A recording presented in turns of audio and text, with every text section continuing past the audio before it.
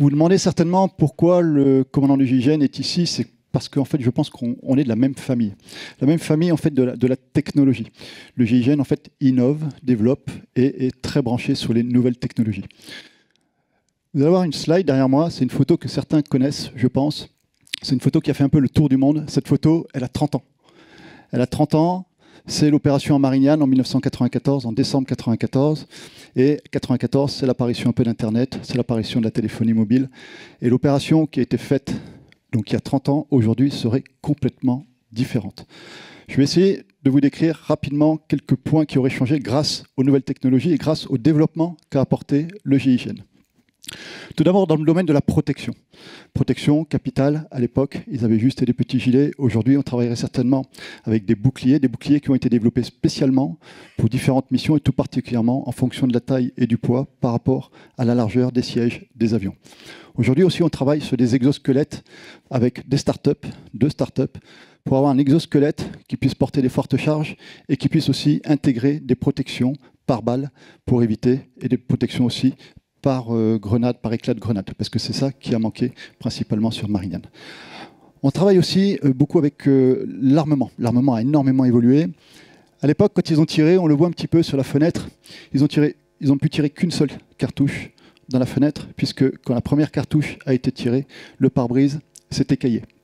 Donc depuis, en 1995, on a travaillé sur une nouvelle munition, beaucoup plus puissante, de façon à pouvoir permettre un tir sans en ne laissant qu'un trou dans le pare-brise pour pouvoir éventuellement répéter d'autres tirs. C'est ce qui a été fait, c'est ce qui est aujourd'hui mis en place. Dans le domaine de l'armement aussi, on a développé une arme complètement révolutionnaire, avec là encore des industriels, à partir d'une arme qui existait, à partir d'une munition qui existait, mais l'arme ne nous satisfaisait pas, l'arme ne nous convenait pas, et la munition non plus. Donc avec le même industriel, on a développé une nouvelle arme, une nouvelle munition, qui a un pouvoir balistique, qui nous permet éventuellement de tirer sur quelqu'un sans éventuellement blesser un otage qui serait derrière. Dans le domaine de la progression, on le voit ici, ils sont arrivés avec des passerelles complètement dépassées aujourd'hui.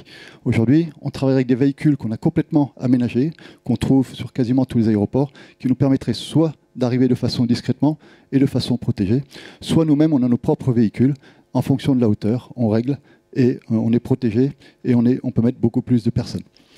Aujourd'hui aussi, on utiliserait les drones. Les drones, c'est la base de tout, c'est la base d'acquisition du renseignement. Mais on pense aussi qu'aujourd'hui, sur une porte comme ça, aujourd'hui, les terroristes, très certainement, ils verrouilleraient la porte de l'intérieur. Donc, il faut un moyen de rentrer. Et aujourd'hui, il n'y a que l'explosif pour rentrer à bord de ce type d'aéronef ou d'autres, d'ailleurs, sites comme ça extrêmement fermés. Et donc, on utiliserait l'explosif qu'on pourrait amener à partir de drones. Aujourd'hui, c'est extrêmement efficient. On s'entraîne sur tout type d'avion grâce à des partenaires comme Airbus et Boeing qui nous mettent à disposition des différents avions.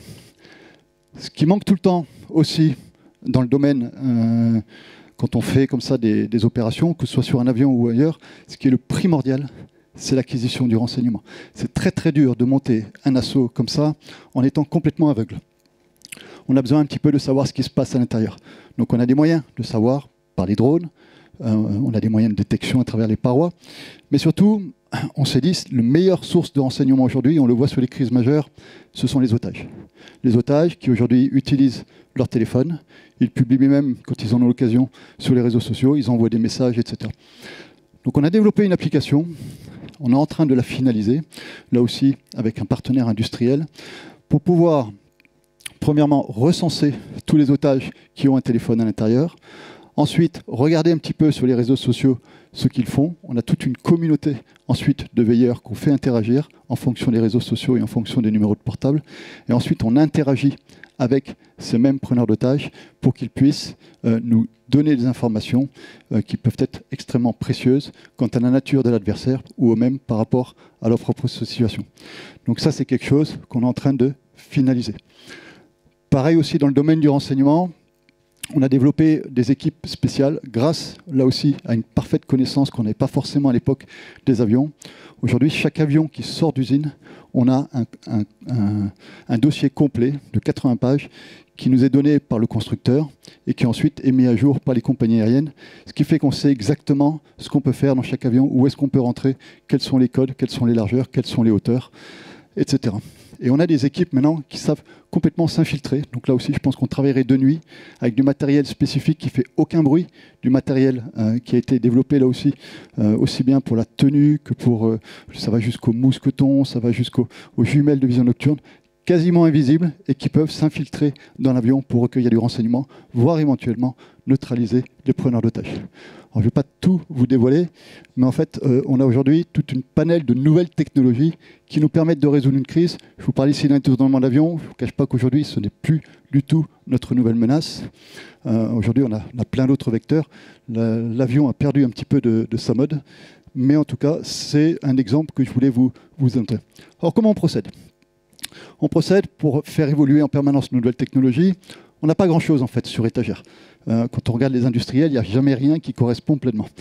Donc on fait une veille quand même, et en général, après, on essaye de les développer avec eux. Voilà. Inversement, on a pas mal d'industriels qui viennent nous voir et qui nous disent, voilà, on a tel ou tel projet, telle ou telle idée, tel ou tel produit, et on essaye de voir avec eux comment l'améliorer pour répondre exactement à notre besoin. L'avantage aussi, c'est qu'on a 4 lettres quand même qui résonnent un petit peu dans le monde aujourd'hui. On échange avec 80 pays, et du coup, en général, les industriels se retournent vers nous, sachant que, je prends l'exemple du véhicule qu'on a développé, nous, on en a pris 2, mais l'Arabie Saoudite en a pris 40, les Émirats Arabes Unis en ont pris 80.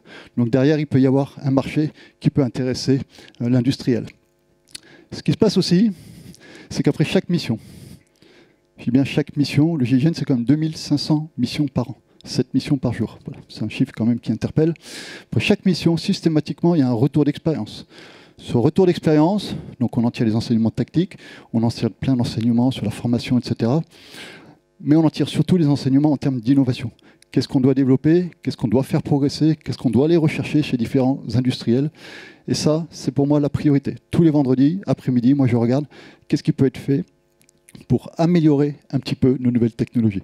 C'est vraiment l'affaire de tous. C'est vraiment une réflexion qui est bottom-up, c'est-à-dire qu'elle vient de la base. On a une division technique, aujourd'hui c'est quand même plus de 50 personnes, avec une cellule innovation à la tête qui pilote un petit peu tout ça, qui, comme je vous le disais, est en lien avec tous les industriels et cherche à développer. Aujourd'hui, c'est près de 100 brevets qui pourraient être déposés, en tout cas c'est 100 projets majeurs. Là, je ne vous en ai pas cité parce qu'il n'y a pas forcément sur l'avion, si ce n'est l'exosquelette, mais qui peuvent faire l'objet de déposes de brevets éventuellement. Voilà. Donc là, je vous ai parlé du détournement d'avion. Ça se met sur toutes les missions. On est à l'étranger. Là, actuellement, on est très préoccupé, bien évidemment, par Haïti. La semaine dernière, c'était le Tchad. Les théâtres varient. On est très préoccupé sur les Jeux Olympiques, qui arrivent aussi, comme vous le savez. Mais ça, c'est principalement, nous, au quotidien, sur les arrestations de trafiquants d'armes, trafiquants de stupes, comment les interpeller en véhicule, comment les interpeller dans différents domiciles. Et moi, ce que je voulais vous dire, c'était le petit message que je voulais vous faire passer, c'est qu'en fait, le GIGN, sans les industriels, sans les nouvelles technologies, ce n'est rien. Donc, s'il y en a qui se sentent un petit peu l'âme de nous préparer pour la prochaine crise, bah, écoutez, vous êtes vraiment les bienvenus. Voilà, merci.